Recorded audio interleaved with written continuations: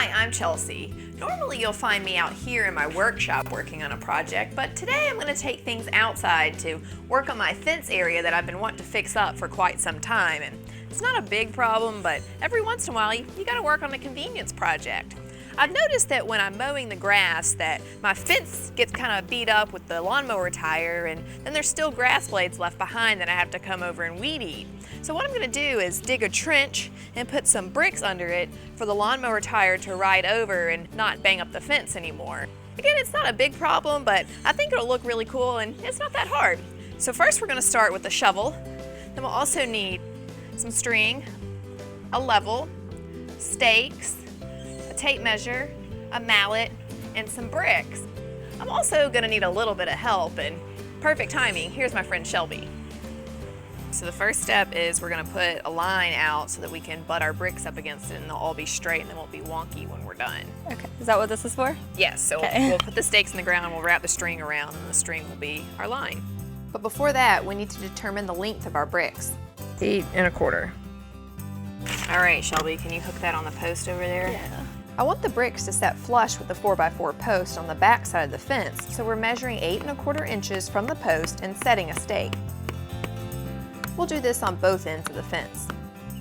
So we're going to wrap this string around it, where the string comes out on the inside of the stake. Next, we're pulling our string from one end of the fence to the other. This will act as a guideline for the trench we're about to dig out.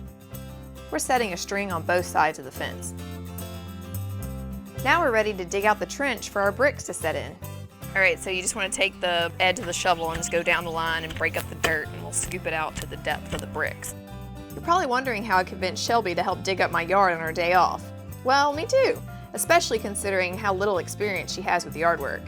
So I've never used one of these before. A shovel? Yeah. Okay, well, it's pretty easy. There's not much to it. So have you ever had this problem with your lawnmower, like mowing up against the fence or anything? No, because I've never really used a lawnmower. So. But you have a brother, so he probably did all that's normally the my yard work. brother's job. So how am I doing?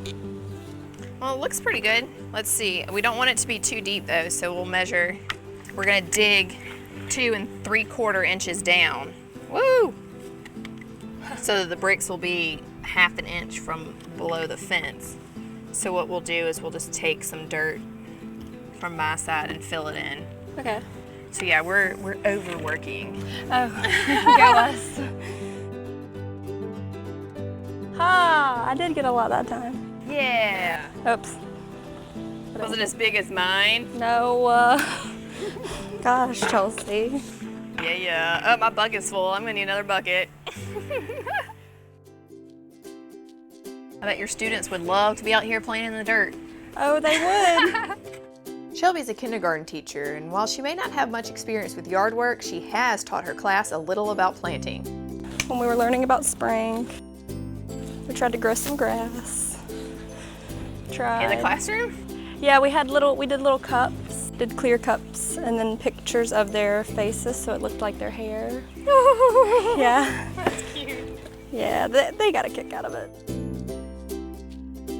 All right, now that we have the dirt all level underneath the fence, we can lay our bricks. I have different colors. Half of them are red and half of them are the lighter color, so I want to alternate them.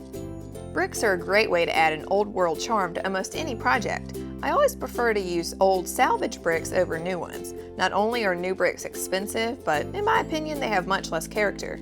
There are a number of ways to find old bricks. You can search through online classified ads. People give away bricks all the time. Another idea would be to check your local Habitat for Humanity restore, where builders and fellow homeowners donate construction-related items for resale to the public.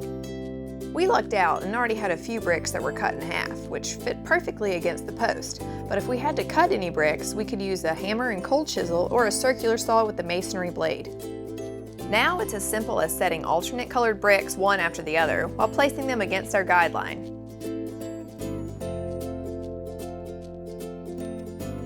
All right, Shelby, I'm just kind of tapping the bricks to compact the dirt underneath them, but also make sure they're level with each other. Okay.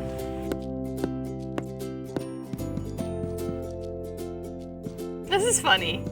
Why? Working through the fence. When you go to a gas station late at night and the guy's behind the glass, and he has to slip you the money through that tiny little hole. That's exactly what this is like. It's a good idea to periodically make sure your brick border is level as you go. Oh dang, that's like right on the bubble. That's when you know you're living life right. When the bubble's in the center the first time.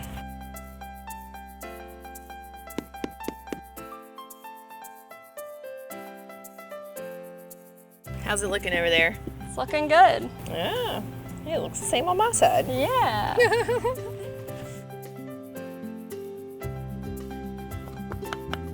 Once all the bricks are set, we fill in the gaps with the dirt we removed earlier. This will make everything look uniform, but also keep the bricks from shifting. And finally, after removing the string and stakes, our brick border is complete. Now it's time to test out our new border, and since Shelby has never used a lawnmower before, I have the perfect one for a first-timer. Okay, since you said you've never mowed before, I couldn't resist getting you to try this out. It's self-propelled, so you just pull this handle and it kind of propels itself. You don't have to push as hard.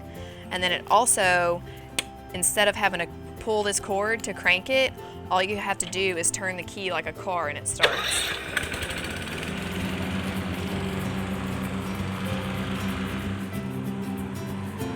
Hey, it's working pretty good.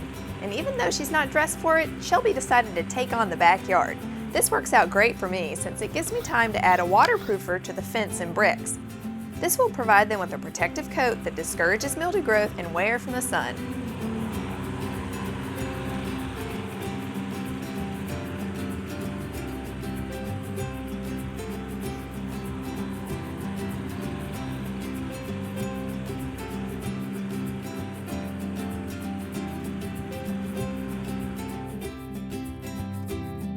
I think that turned out pretty good. Yeah, thank you so much for coming over. No problem, it was fun. Yeah, I had fun too. Great job. Thanks. You know, the grass has to be mowed every 2 weeks, so I'll see you here again in 14 days. Or you could come mow mine tomorrow. Well, I guess I do owe you that. Yeah.